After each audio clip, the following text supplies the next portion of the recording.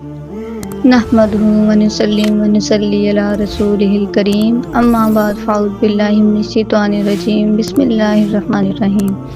یہ واقعہ حضرت ہود علیہ السلام کی قوم عاد کا۔ قوم عاد ایک ایسی قوم تھی جو بڑے طاقتور تھے، 40 سال جتنا قد، 800 سے 900 سال کی عمر، نہ بوڑھے ہوتے، نہ بیمار ہوتے، نہ دانت ٹوٹتے، نہ نظر کمزور ہوتی، جوان تندرست و توانا رہتے، بس انہیں صرف موت آتی تھی اور کچھ نہیں ہوتا تھا۔ ان کی طرف اللہ تعالیٰ نے حضرت ہود علیہ السلام کو بھیجا۔ انہوں نے ایک اللہ کی دعوت دی، اللہ کے پکڑ سے ڈرایا، مگر وہ بولے، اے ہود، ہمارے خداؤں نے تیری عقل خراب کر دی ہے، جا اپنے نفل پڑھ، ہمیں نہ ڈرا، ہمیں نہ ٹوک، تیرے کہنے پر کیا ہم اپنے باپ دادا کا چال چلن چھوڑ دیں گے؟ عقل خراب ہو گئی تیری۔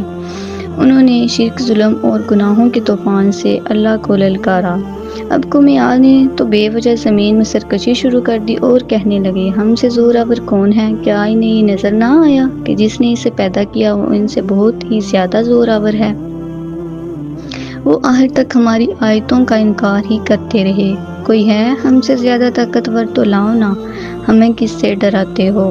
اللہ نے قحط بھیجا، بھوک لگی، سارا غلہ کھا گئے، مال مویشی کھا گئے، حرام پر آ گئے، درخت گرا کر اس کے پتے کھا گئے، بھوک نہ مٹی، نہ بارش ہوئی، نہ قطرہ گرا، نہ غلہ اگا۔ پھر تانگ آ کر اپنا ایک وفد بیت اللہ بھیجا۔ ان کا دستور تھا جب مصیبت آتی تو اوپر والے کو پکار اٹھتے، جب دور ہو جاتی تو اپنے بتوں کو پوجنے لگتے۔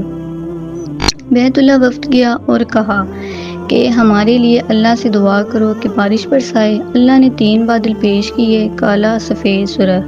بس اللہ نے فرمایا، ان میں سے ایک کا انتخاب کرو۔ انہوں نے آپس میں مشورہ کیا کہ سرخ میں تو ہوا ہوتی ہے، سفید خالی ہوتا ہے، کالے میں پانی ہوتا ہے، کالا مانگو۔ اللہ تعالیٰ نے کہا، واپس پہنچو، بادل بھیجتا ہوں۔ وہ خوشی خوشی واپس آئے، سب لوگ ایک میدان میں جمع ہوئے، بادل آیا، وہ ناچنے لگے کہ اب بارش ہوگی، قحط مٹے گا، کھانے کو ملے گا۔ کیا پتا تھا کہ وہ بارش نہیں، اللہ کا عذاب ہے جو تم ہود سے کہتے تھے کہ لے آؤ، جس سے ہم کو ڈراتا ہے۔ اس بادل میں ایسی تند و تیز ہوا تھی کہ جس نے ان کو اٹھا مارا، ان کے گھر اڑا دیے۔ 60 ہاتھ کے قد اور لوگ تنکوں کی طرح اڑ رہے تھے۔ ہوا ان کے سروں کو ٹکراتی تھی، اتنی زور سے ٹکراتی کہ ان کے بھیجے نکل کر منہ پر لٹک گئے۔ بعض لوگ بھاگ کر غار میں گھس گئے کہ یہاں تو ہوا نہیں آ سکتی، مگر میرے رب کا حکم ہو کر رہتا ہے۔ ہوا غار میں بگولے کی طرح داخل ہوتی اور ان کو باہر اٹھا کر پھینک دیتی۔